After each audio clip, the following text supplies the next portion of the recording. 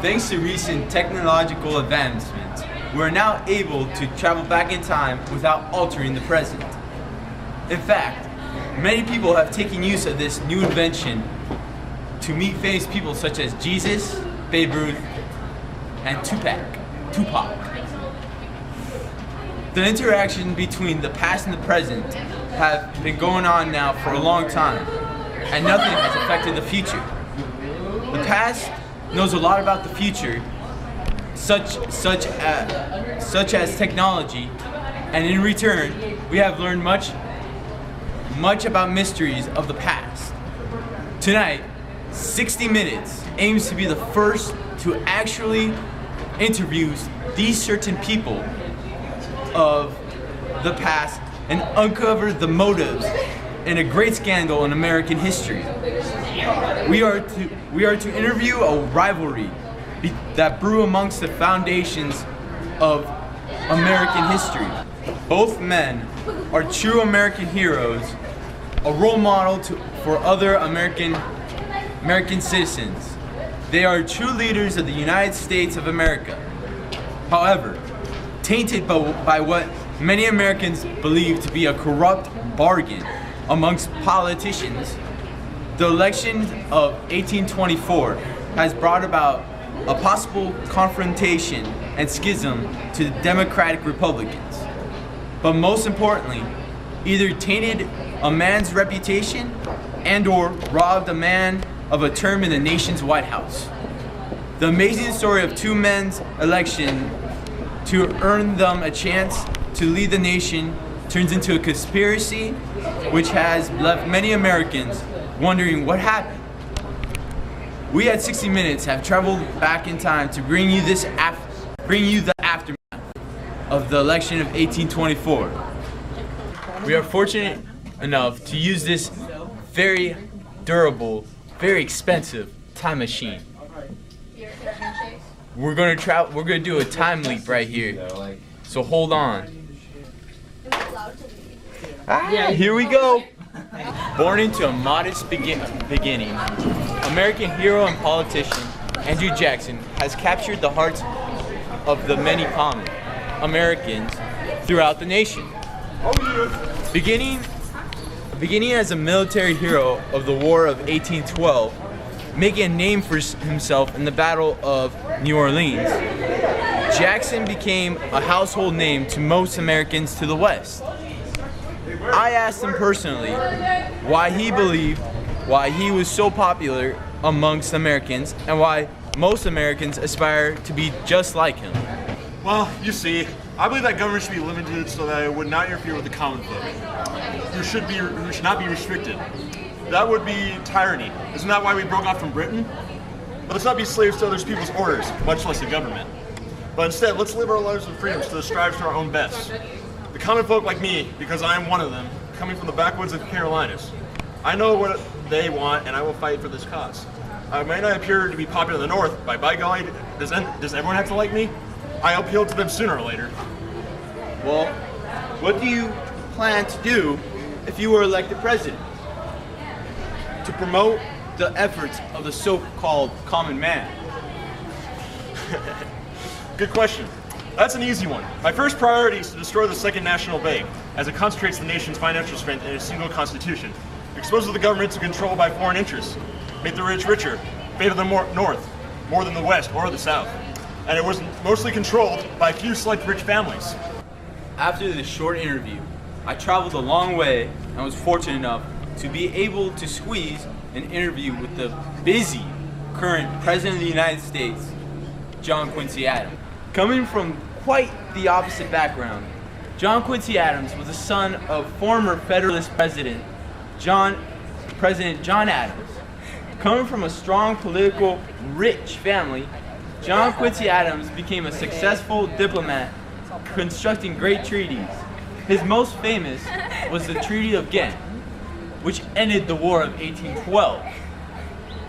He also developed the Monroe Doctrine, which warned foreign nations of further colonization in the Americas. I delved into questions that concerned the average American.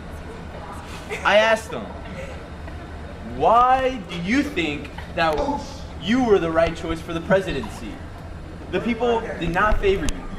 What will you do to make America both better economically and socially? Okay, well, I believe that as president, I should improve the conditions for the average American and his fellow citizens. I want to establish a national university in Washington, extend a scientific exploration in the far west, and set up a standard of weights and measures. What can I say? Furthermore, to expand America economically and allow it to become more prosperous, I will support my Secretary of State, Henry Clay's American System of National Economic Development and its three key elements: protective tariffs to stimulate manufacturing, federally subsidizing roads and canals to facilitate commerce, and a national bank to control credit and provide a uniform currency. You're so smart. These comments led us to the next interview. Both of our interviewers agreed to meet for the first time after the election of 1824 to share their thoughts of the election. So, I want to know, is there any animosity between you two? No, next question. Hold up, is this thing being recorded? I don't want to share this information with the world just quite yet. Don't record. Well, you can still answer the question. Yeah, I guess. But you gotta stop recording. Okay, cut the tape. Yeah, there's a lot of hatred between him and me. Me and America is pretty mad about what happened. I mean, I did have the most popularity. The only reason I'm not president is because of your new best friend, Henry Clay. It was definitely a correct bargain. Wow, bro, slow the roll. Cool down. First off, being president is not a popularity contest. You cannot be the best man for the job, which obviously I am.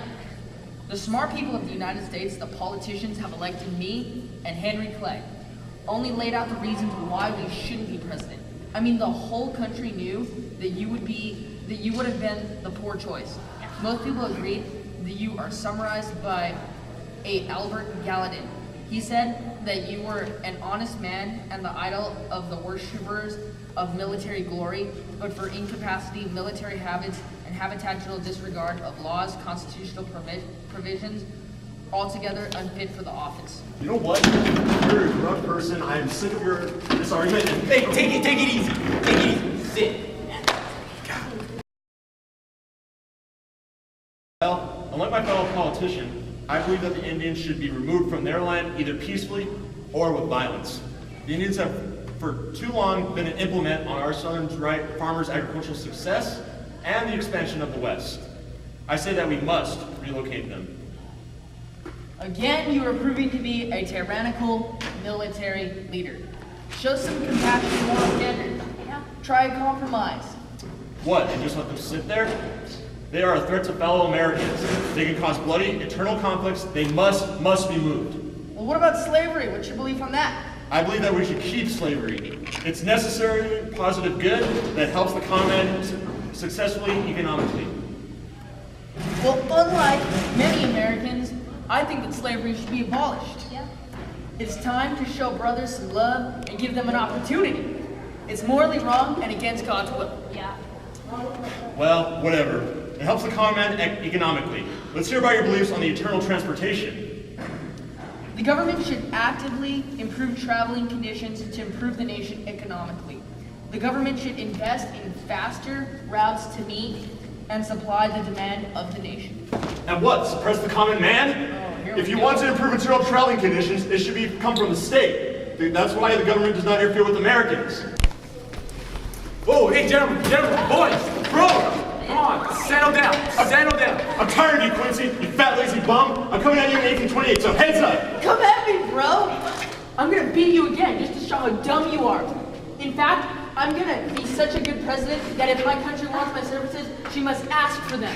That corrupt bargain will be your downfall. You do not coincide with the will of the people. You like the principles of democracy. And you lack Republican ideals. You're just a sore loser. But guess what? I'm the winner. And you know what they say. Winner, winner, chicken dinner in the White House. Thanks for traveling back in time with us, everyone, and uncovering the mystery of the election of 1824. Thanks for watching. Good night.